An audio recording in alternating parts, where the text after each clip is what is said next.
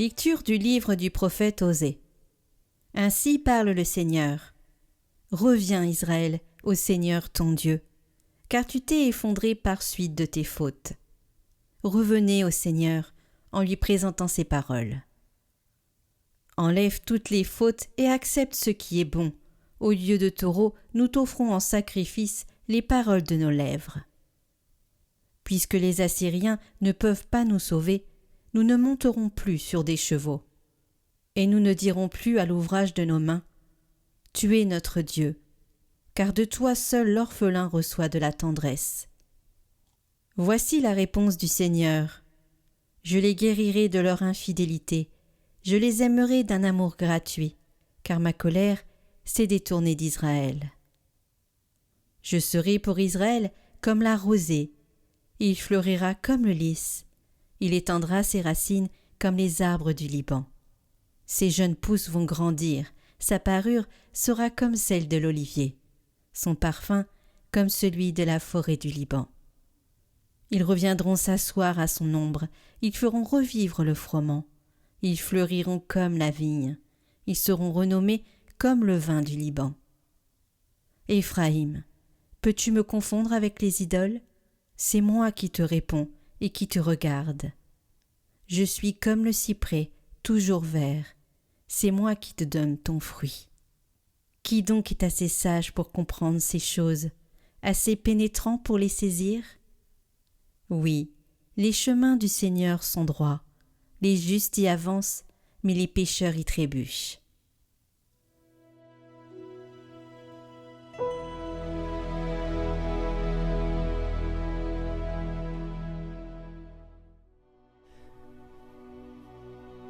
Ma bouche annoncera ta louange, Seigneur.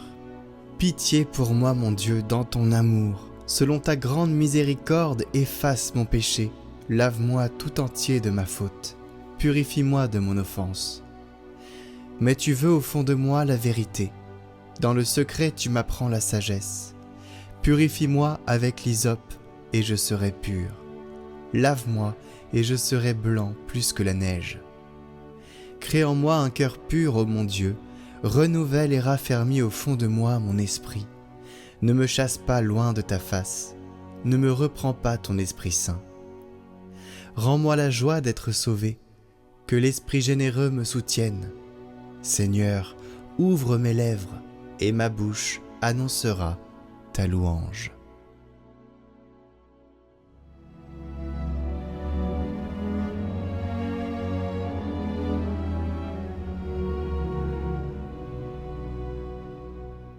Évangile de Jésus-Christ selon saint Matthieu. En ce temps-là, Jésus disait à ses apôtres : « Voici que moi je vous envoie comme des brebis au milieu des loups. Soyez donc prudents comme les serpents et candides comme les colombes. Méfiez-vous des hommes, ils vous livreront aux tribunaux et vous flagelleront dans leurs synagogues. Vous serez conduits devant des gouverneurs et des rois à cause de moi. Il y aura là un témoignage pour eux et pour les païens.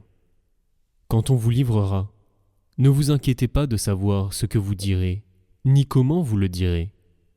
Ce que vous aurez à dire vous sera donné à cette heure-là, car ce n'est pas vous qui parlerez, c'est l'Esprit de votre Père qui parlera en vous. Le frère livrera son frère à la mort, et le père son enfant. Les enfants se dresseront contre leurs parents, et les feront mettre à mort. Vous serez détestés de tous, à cause de mon nom. Mais celui qui aura persévéré jusqu'à la fin, celui-là sera sauvé. Quand on vous persécutera dans une ville, fuyez dans une autre. Amen, je vous le dis. Vous n'aurez pas fini de passer dans toutes les villes d'Israël, quand le Fils de l'homme viendra.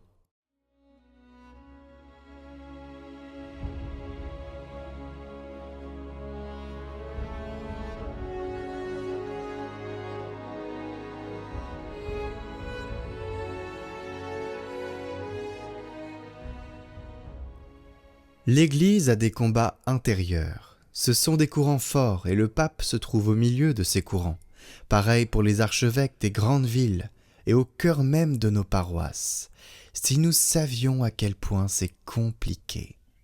des œuvres bonnes et conduits par des personnes qui saisissent mal les enjeux, des projets féconds s'aborder sous des apparences bienséantes.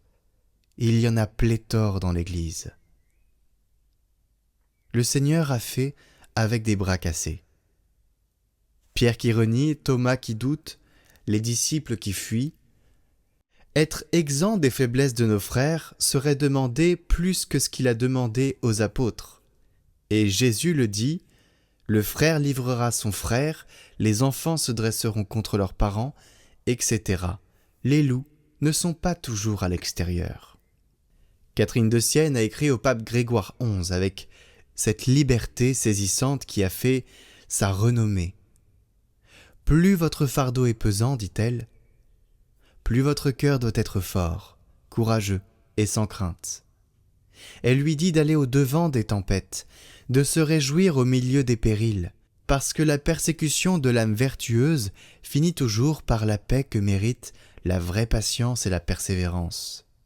Voilà le positionnement à avoir. Être prudent comme des serpents, lucide sans naïveté sur ce qui se passe vraiment, candide comme des colombes, c'est-à-dire sans amertume, sans ce durcissement du cœur qui serait la vraie défaite. La dernière parole de l'Évangile, vous n'aurez pas fini de passer dans toutes les villes d'Israël quand le Fils de l'homme viendra. La mission est plus grande que nos blessures, plus grande que les nœuds des égos et les pièges du démon qui paralysent nos communautés et rendent certains projets inféconds, voire les étouffent dans l'œuf. Il y a encore des villes à traverser. Alors, prions, chers amis, pour notre Église, pour que dans ses murs règne cette paix qui rend fécond, qui permet d'avancer en délaissant ce qui encombre, en délaissant les pièges du démon grâce à l'Esprit. Car l'Église est la Jérusalem nouvelle, la cité de paix où l'Emmanuel habite au milieu de son peuple. Pas encore dans sa plénitude, mais c'est vers cela qu'elle marche, et c'est pour cela que nous prions. La louange est elle-même une prière et je vous invite à chanter dans votre cœur avec ce nouveau chant de l'Emmanuel.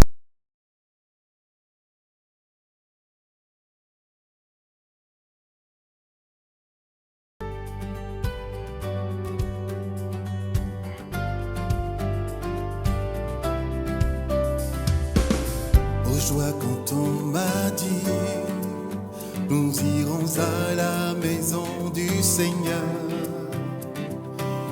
Notre marche prend fin au pied de tes portes, Jérusalem. Prince de paix, la joie de ta maison resplendit. Dans tes palais, ton peuple en toi sans fin se réjouit. Jérusalem, voici l'Emmanuel.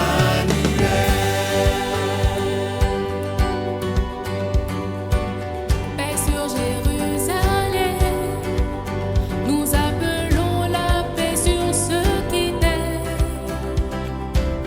Qu'elle règne dans tes murs, que le bonheur soit dans tous tes palais. Prince de paix, la joie de ta maison resplendit.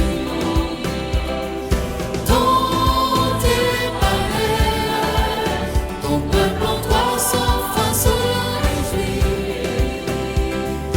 Jérusalem,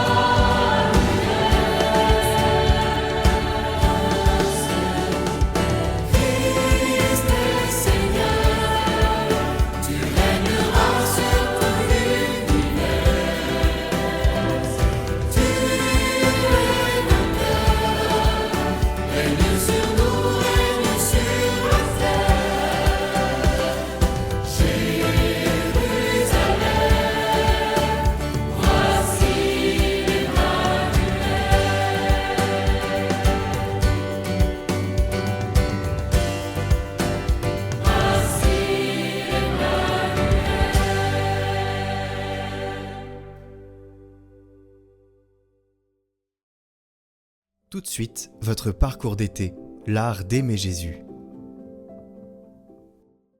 Vendredi 10 juillet. Dieu nous aime le premier. Elle avait donc bien raison, cette jeune vierge, Sainte Agnès, à qui la sollicité en vue d'une alliance et d'un amour terrestre, de répondre « Un autre amour a pris mon cœur. Arrière, disait-elle, arrière, vous qui sollicitez mon cœur. Renoncez à vos prétentions. Mon Dieu a été le premier à m'aimer. Il m'a aimé depuis l'éternité. C'est donc justice que je lui donne toutes mes tendresses et ne connaisse point d'autre amour. Dieu sait bien que les hommes se laissent gagner par les bienfaits. Il voulut, au moyen de ses dons, les enchaîner à son amour. Il s'est dit « Je les tirerai par des cordes humaines, celles qui conduisent l'humanité, par des liens d'amour. Ainsi, je veux les amener à m'aimer. » Autant de liens d'amour, en effet, les dons que Dieu a départis à l'homme. Il l'a doté d'un corps, pourvu des différents sens, et d'une âme, image de son Créateur, par les facultés dont elle est enrichie, mémoire, intelligence et volonté. Dieu nous aime le premier. Il nous a choisis dans le Christ avant la fondation du monde, pour que nous soyons saints, immaculés devant lui dans l'amour, écrit saint Paul. Ceux que d'avance il connaissait, il les a aussi destinés à être d'avance configurés à l'image de son Fils, pour que ce Fils soit le premier-né d'une multitude de frères. Ce n'est pas nous qui avons aimé Dieu, ajoute saint Jean, mais c'est lui qui nous a aimés, et il a envoyé son Fils en sacrifice de propitiation pour nos péchés. Et puisque Dieu nous a aimés le premier, notre cœur est pris. Il n'est plus à prendre ni à vendre, car le divin prétendant l'a emporté. La charité des martyrs va jusque-là. Dans leur pureté, elles ont affirmé que l'amour divin est le seul capable et digne de les combler, le seul qui vaille la peine, le seul qui puisse remplir le désir de notre cœur. Et cet amour de Dieu n'est pas seulement en parole, il est en acte. Comme il nous y invite lui-même, le Seigneur témoigne de son amour par ses dons et bienfaits innombrables, ses tendresses incessantes, nouant autour de nous des liens d'amour, sublimes mais délicats et donc fragiles, pour nous proposer de l'aimer en retour. Contemplons aujourd'hui cet amour infini dont Dieu nous a aimés le premier. Reprenons conscience de cette vérité fondamentale. Au principe de notre existence, il y a un amour immense, infini, fou, et pourtant entièrement gratuit. Notre être même, notre personnalité, notre vie s'origine dans le feu de la charité divine.